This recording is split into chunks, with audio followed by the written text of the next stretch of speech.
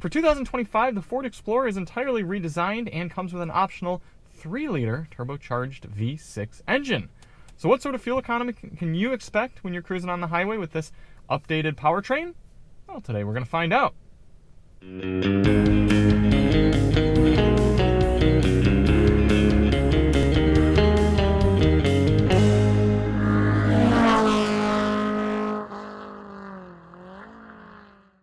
Hey everybody, it's Charlie from Daily Motor, and tonight we've got the real-world highway fuel economy test on the 2025 Ford Explorer Platinum. In this test, I'm going to head out on the highway and do 50 miles out and 50 miles back, averaging 70 miles per hour, to get you a realistic fuel economy number for this mid-size crossover. And before we get started, let's hop out and take a look at it. Now, yes, I know many of you would like to see the 2-liter EcoBoost be tested because that's probably much more common in this Explorer, but Ford loves to give us the more premium versions of their cars, so this is what we got, the Ford Explorer Platinum. Coming in about $60,000 as you're looking at it. It does have quite a lot to offer. I like a lot about the redesign. It seems like Ford has listened to a lot of our feedback. Also, I'm noticing right here, how do you take a V6 engine and then have 4 exhaust pipes? Interesting. Anyway, if you do want to see more on the Explorer, check the link below. We've got a dedicated review of the 14-speaker B&O audio system, as well as a full pros and cons review. So why do we do this test? Well, the EPA's highway fuel economy test, which gives this Explorer, should have looked at this beforehand, 25 miles per gallon. That test only averages 48 miles per hour. We know there are plenty of people who do higher speeds than that on the highway and would like to know what sort of numbers you can realistically expect here in the real world. So in order to test that out, I'm going to head over to the gas station here tonight when there's no traffic. I'm going to fill up the car, go out and do 100 miles, come back, fill up at the same pump using the same 3-click fueling method, and get a result. Now, a few things to note for the test. Outside temperature will be somewhere in the high 50s Fahrenheit.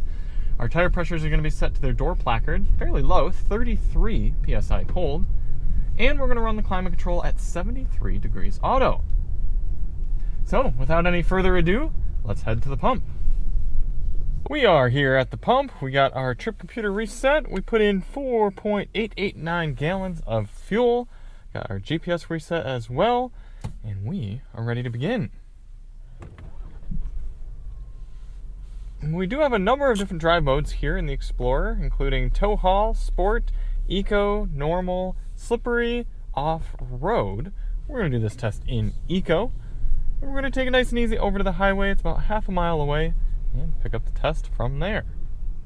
Now, the goal of this test isn't to hypermile. We're not trying to get the best possible fuel economy for this car, but rather a realistic figure.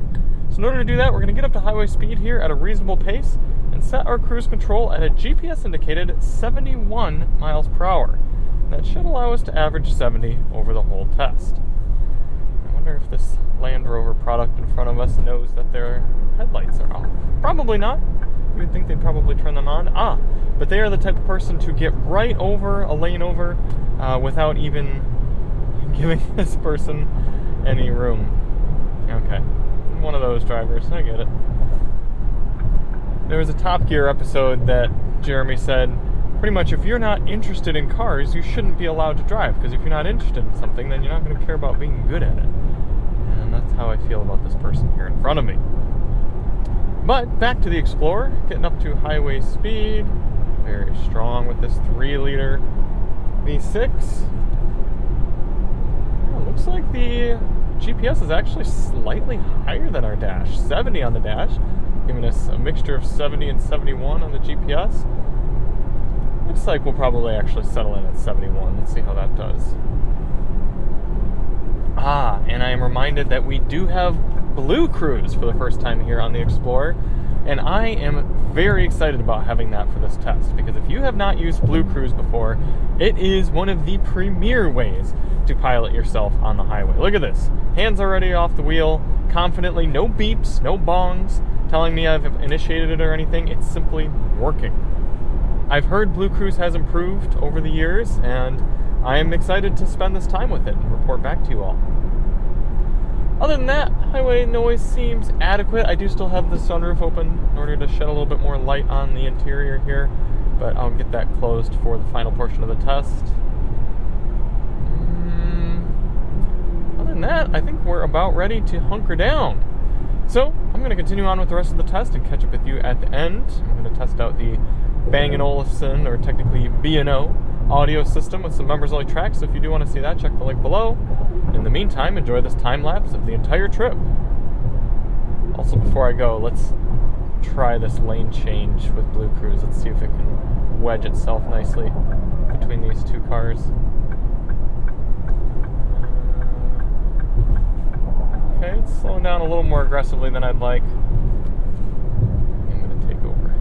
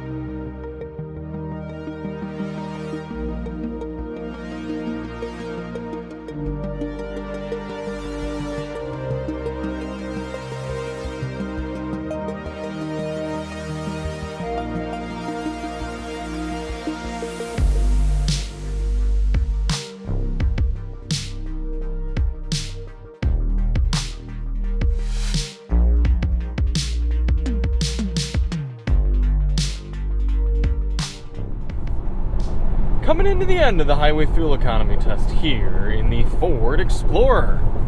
Now, longtime followers of Daily Motor will know there is an infamous fuel economy test in the Subaru Outback Wilderness where the automatic climate control did not work properly, and it was over 85 degrees in the car when I finished the test, even though the climate control was set at 73. And that put me in a very cross mood, and it didn't sway the results, obviously, of the test, but might have swayed my demeanor and opinion on the vehicle. Now, it has been a long time since I have had a fuel economy test with a weird quirk that bothered me throughout the test of the car, but the day has come because the Explorer has this very nifty 3-stage lumbar assistant, or support, I should say, adjustability on the seat. However, on the driver's seat here, the middle lumbar, right in the middle of my back, is maxed out on the highest setting, 10, and it won't go down. Look, I drop it to 1 out of 10, and right now, all of a sudden, it's reinflating. It went down for a minute, reinflating. If I go away and come back, look, it's back to 10. And I can do something like, I can start the seat massage, and then bring it back. Still, lumbar maxed out at 1 out of 10. It won't go back down. So I'm sitting here with a giant jab in the middle of my back for half this test. And I had the seat massage on earlier, but I think it malfunctioned during that because the massage overall was fine, but it just still felt like something was pushing into my back. So finally I turned it off, and lo and behold, it won't go back to, ideally 1 is where I'd have it, but even just lower than 10. So that is frustrating. However, other than that, this is a pretty nice place to be on the highway. It's comfortable, ergonomics are good, Blue Cruise working very nicely. I really appreciate that it rarely beeps for any reason. It doesn't beep when you turn it off, doesn't beep when you turn it on. It will beep at you if you look away for a while. So say, for example, I'm going to try to trick it. I'm paying attention, but I'm going to sort of look away over here, kind of watch the road. If it doesn't see my eyes, there you go, it starts gently beeping. And that turns your music down, which is a little frustrating, but hey, it makes you pay attention to the road. I understand why it's there. In terms of the tack shot, looking at about 1.6 to 1.7, I guess we're at 1.6 technically RPM, so 1600 RPM, cruising at 71 miles per hour. And that's pretty darn good. That's a very low figure. I think that's helping us squeeze out just what I would consider to be a fine number for this car, given the horsepower figure and given the size of vehicle. 26 miles per gallon rounding up right now, according to the vehicle's trip readout. And mind you, something else interesting about this Explorer, its odometer and trip meter are 2 miles off after 100 miles. Right now, the car says 90.4 travel, but the GPS says 92.5. So, very inaccurate trip meter. I'm a little disappointed to see that, but maybe that's skewing our fuel economy number as well. So that'll be interesting to see once we get it back to the pump and get our proper calculated number. Other than that, B&O sound system, decent, powerful, but a little bottom heavy. And yeah, that's about it. I'd say road noise is still adequate. This is a loud section of highway, but middle of the road. So we're going to get it back to the pump, fill it up, and then I'm going to calculate the final numbers with you tomorrow in the morning. Back here the next morning, all fueled up. Overall, good test last night. Pretty decent speed. We actually just hit 70 miles per hour on average when I was getting off the highway. And we ended up putting in a total of 3.889 gallons into the tank.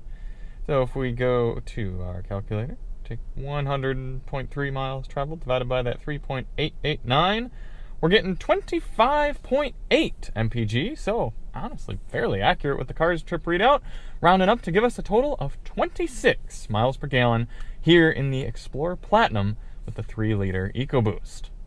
Now that's pretty cool because that beats EPA by 1 mile per gallon. At least meeting it is enough for me. And honestly, for the size of vehicle, the fact you can put so many people in here and the horsepower figures, that's not a terrible figure. I mean, we just tested the Nissan Murano last week, which makes almost half the power of this, maybe just above half, I guess, if you're being kind to it, with a 2-liter turbo, has 2 fewer seats, I guess technically 1, but 1 less row, and is overall a smaller vehicle. That only got 27 miles per gallon, if I'm remembering correctly. I got a lot of figures swirling around in my head. But all that is to say, I'm not mad. And I bet you if you had the 2.3 liter, you'd be getting a few miles per gallon better. Not a bad figure here from Ford. We've got a generous 20.2 gallon fuel tank in here. It's 20.2 times 27 miles per gallon. It's giving you an effective highway cruising range of 540 miles if you're cruising at 70 miles per hour here in the Explorer with the 3-liter. And that's going to help also if you're doing towing and you're dropping down well below 20. You're still going to be able to get a usable amount of range between pit stops. Not a bad number. Not a bad highway cruiser, especially with Blue Cruise. Overall, pretty happy with the Ford Explorer. So thank you all so much for watching. If you do want to see more on the new Explorer, check the link below. And we'll see you on the next one. I'm Charlie from Daily Motor, and as always, drive on.